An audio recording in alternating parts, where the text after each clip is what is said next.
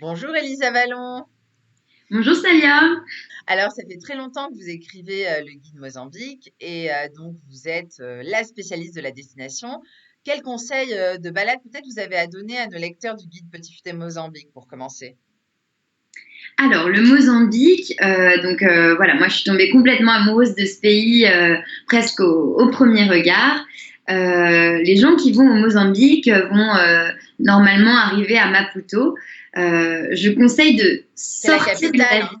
C'est ça? la Maputo. capitale, Oui, exactement, oui. qui est au sud, en fait, vraiment à l'extrême sud du pays. Donc, tout de suite, ce que je conseille, c'est de sortir de la ville et d'aller retrouver la côte pour remonter vraiment la côte du Mozambique qui est incroyable, qui est splendide. Le Mozambique, c'est un pays qui est niché entre l'océan Indien, au nord de l'Afrique du Sud, au sud de la Tanzanie. Donc on est vraiment sur une ligne qui longe l'océan Indien sur 2500 kilomètres. C'est incroyable. Il faut aller jusqu'à Tofo, puis Vilanculos, puis pourquoi pas remonter un peu plus au nord encore. C'est des plages désertes, du sable blanc et Ah oui, des vues splendides. ça fait rêver. Alors, Vilancolos, justement, je crois que vous aimez vraiment bien ce coin.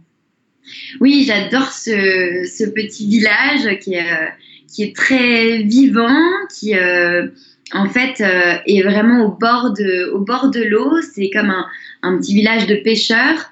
Euh, dans ce village, vraiment, c'est une vue magnifique. Je pense que c'est ma vue préférée du pays. Quand on se réveille le matin, qu'on a la chance d'être dans une maison d'hôte où on a la vue sur la mer, c'est des bancs de sable, vraiment un camailleux de bleu qui se dessine au large de l'océan. C'est waouh. Magnifique. Waouh, ça fait rêver. Alors, pour manger là-bas, il y a une petite adresse aussi, j'imagine que vous allez nous recommander. Oui, bien sûr. On mange très bien au Mozambique et beaucoup de produits de la mer du coup. Il y a un restaurant que j'adore qui est vraiment très très local, très typique. C'est chez Zita. Donc Zita, c'est une jeune femme qui est une jeune maman en fait qui vraiment a lancé son petit resto, son petit boui-boui chez elle dans son jardin. C'est trois tables en plastique et tout le monde la connaît dans le village et en fait, elle est passionnée de cuisine depuis petite et elle cuisine vraiment avec amour. On y va comme si on allait chez des amis et c'est super. C'est une très très bonne adresse. Et c'est bon, on mange quoi? C'est J'imagine que c'est bon. délicieux. Vous pouvez manger quoi, par exemple, là-bas? Alors, on mange beaucoup de poissons, donc souvent la pêche du jour, donc vraiment très cuisiné extrêmement simplement, soit au barbecue, grillé en fait. Donc c'est moi, c'est comme je le préfère, le poisson. Beaucoup de calamars, de gambas, d'écrevisses, etc. Avec du riz bien sûr et souvent des frites. Les Mozambicains adorent les frites. Et sinon, on peut manger un super matapa, qui est en fait le plat local. Donc, c'est des feuilles de manioc cuisinées avec du riz, tout simplement. Et voilà, si on a une grosse faim, c'est parfait et c'est vraiment super beau. Ah, ça donne faim, cette histoire-là. Moi, je vais aller chez Zita, je sens. Bon, et donc pour sortir, je sais que la capitale, il se passe pas mal de choses, on s'ennuie pas là-bas.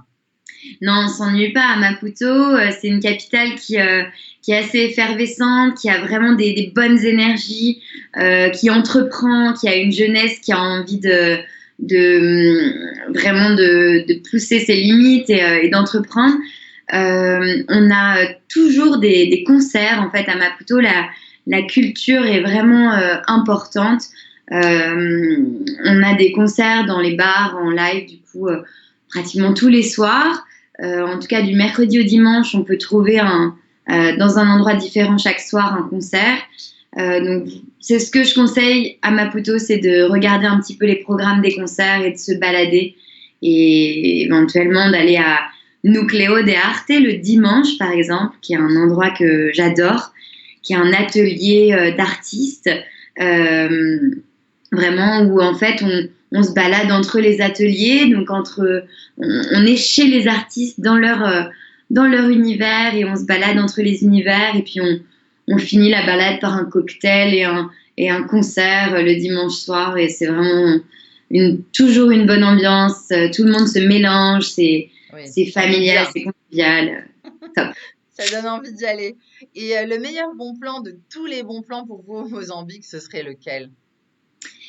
Alors moi, je conseille d'aller jusqu'au nord, vraiment au nord du pays, atteindre les îles Kirimbas, qui sont aussi donc une archipel. Vraiment, on se rapproche là de la Tanzanie.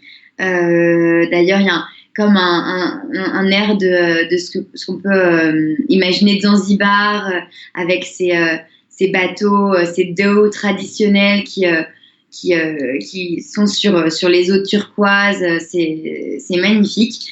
Les îles Kirimbas, en fait, il y a Ibo, qui est vraiment l'île principale de l'archipel, et je conseille d'aller à Ibo parce que on est hors du temps à Ibo, et c'est assez incroyable. Très bien. Et comme souvenir, alors, qu'est-ce que vous recommandez à nos lecteurs d'emporter dans leur valise? Alors moi, enfin, je conseille. En tout cas, personnellement, je ramène toujours du tissu de mes voyages. Donc, je vais vous en montrer quelques-uns. Au Mozambique, on a ce qu'on appelle les capulanas. Donc, c'est vraiment un tissu très coloré, très vif. Euh, c'est un peu un tissu de wax, en fait. Et ça s'achète au marché. Il y a des étals magnifiques. Même si on n'en achète pas, il faut les voir. C'est pas cher, ça prend pas trop de place. On se fait pas embêter à l'aéroport, et on peut en faire ce qu'on veut une fois arrivé en France. Des nappes, des coussins, des pochettes, des tote bags. C'est un peu le cadeau et le souvenir multifonction. Oui. Bon, merci beaucoup, Elisa, pour tous ces bons plans pour nos lecteurs. Et puis, amusez-vous bien au Mozambique, alors. Bye Merci bye! à vous, Salia.